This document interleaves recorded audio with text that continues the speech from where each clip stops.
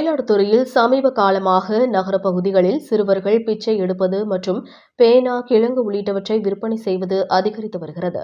இவர்கள் பின்னால் பெரும் மாஃபியா கும்பல் இருப்பதாகவும் உரிய நடவடிக்கை எடுக்க வேண்டும் என கடந்த சில நாட்களுக்கு முன்பு சமூக ஆர்வலர்கள் ஆட்சியர் அலுவலகத்தில் மனு அளித்தனர்.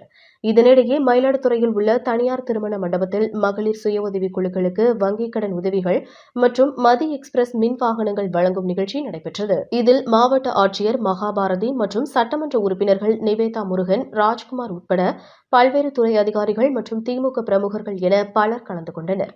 அப்போது நிகழ்ச்சியை பார்ப்பதற்காக அமர்ந்திருந்த பெண்களிடம் சிறுவர்கள் பேனா விற்பனை செய்த சம்பவம் அதிர்ச்சியை ஏற்படுத்தியுள்ளது. தொடர்ந்து நிகழ்ச்சி நடந்து கொண்டிருந்த போது அனைவரிடமும் சென்று சிறுவர்கள் பேனா விற்பனை செய்தனர்.